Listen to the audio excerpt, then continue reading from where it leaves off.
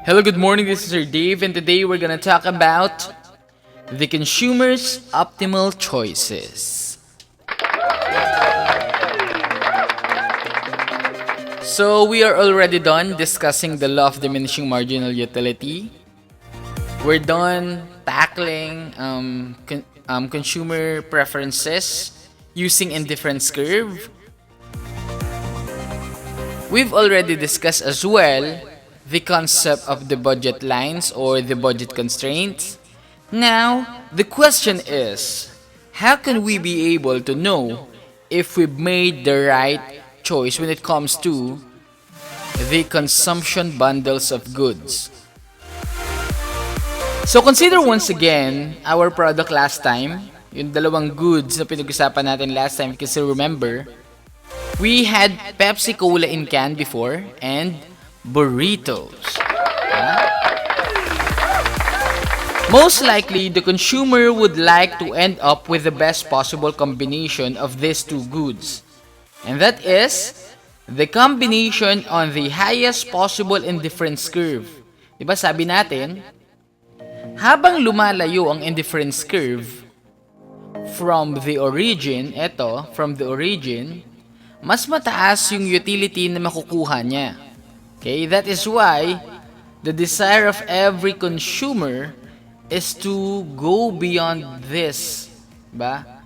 Papunta dito yung indifference curve. And we've noted that sa indifference curve, diba, the total utility that a consumer can get is constant.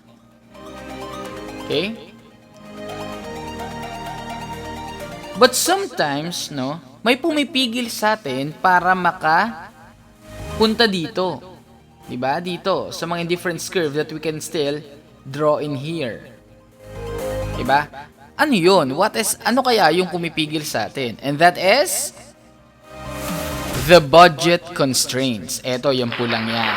That's the budget constraint. That limits us to reach our desire to acquire more of a good. Dito. So in this figure, I'm gonna show you the combination of the graph for the budget line and at the same time, yung indifference curve. Okay? I have here the consumer budget constraint. Ito, yung red na yan. Ito. Ayan. Yan yon. And 3 of his many indifference curve. I have here I sub 1, the first indifference curve, I sub 2, the second indifference curve, the I sub 3 as the third indifference curve. Okay?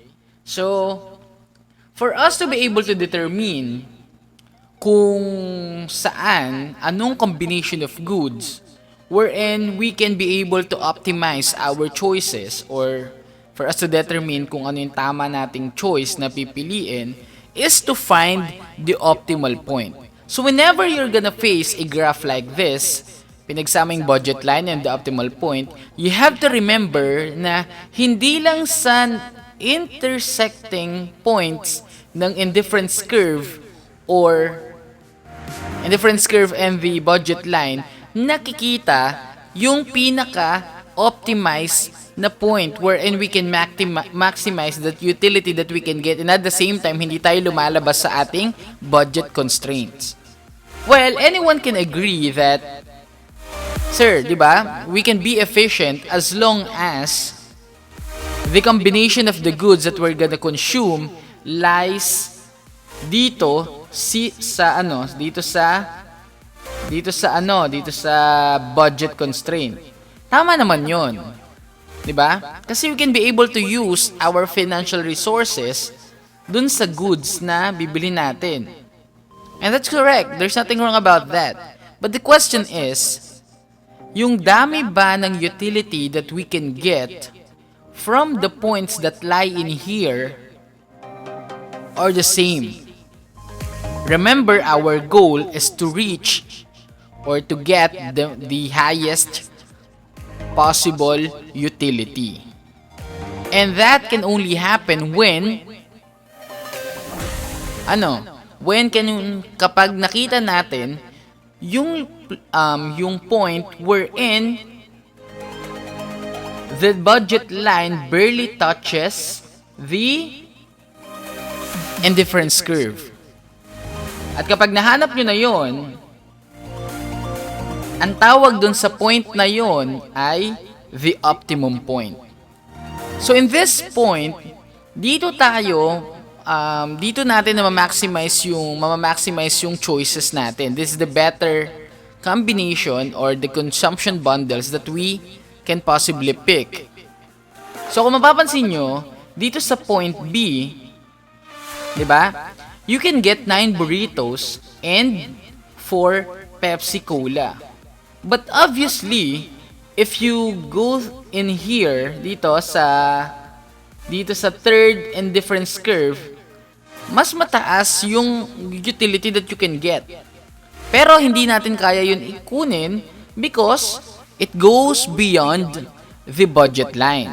Tama naman yun. Pero if you're gonna look down in here, wherein the budget line touches the indifference curve, di ba? Doon mo makukuha yung greatest utility na posible based on the budget that you have. Okay? Sorry, hindi perfect yung graph, no? Sorry na.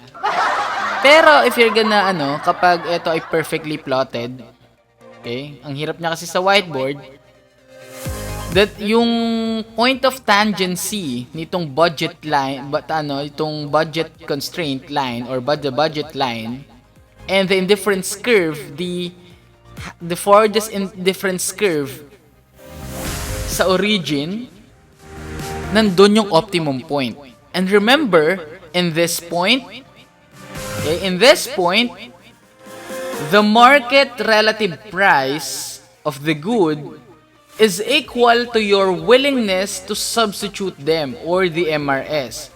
So meaning, if the market relative price of burritos is 1 and 1:1 sila ni Pepsi, you're also willing to give up 1 Pepsi or 1 burrito to substitute each other. Just to acquire the other unit, diba? You are willing to give up 1. Remember, dito lang yun mangyayari sa optimum point. And also, the marginal utility per dollar that we can get is the same for both goods in here. Kung hindi nyo naintindihan yung marginal utility per dollar, the additional satisfaction that we can get for the dollar or money that we've spent, that we're gonna spend, okay, ay pareho sa dalawang goods. If you're gonna describe the optimum point, ito yung sagot. Okay? In this point, the market relative price of the good is equals to our willingness to substitute them. So meaning the market relative price is equal to the MRS. You can still remember what I've discussed dun sa indifference curve last time. And also in here, the marginal utility per dollar for each good ay magkapareho for burritos and Pepsi Cola. Okay? So that is the customer optimization or the consumer's optimal choices. By plotting in one graph the budget line and the indifference curve, we can maximize the utility and at the same time, diba? Ma-maximize din natin yung financial resource that we have, which is the income, to find the best consumption bundles of 2 goods, assuming that there's only 2 goods. Remember, economists tend to simplify the complexities by reducing everything to 2 goods, diba? Without altering the basic choices of the consumers. Okay? So that ends our presentation for the consumer optimization. You have to take note that makikita natin yung optimum point dun sa kung saan yung budget line, budget line is tangent to the highest indifference curve. Okay? It is a fact that we can find, if we can be efficient when it comes to the utilization of our budget if we're gonna follow the combination that lies in the budget line. Tama naman yun. But the question is, did we maximize the utility that we can get? So that can only happen if, again, we're gonna plot both indifference curve and the budget line together in one graph. And you're gonna find the point wherein the budget line is tangent to the indifference curve, the highest indifference curve. You always have to remember that. Okay? So that ends our presentation for today. And I hope you learned something about the consumer's optimal choices.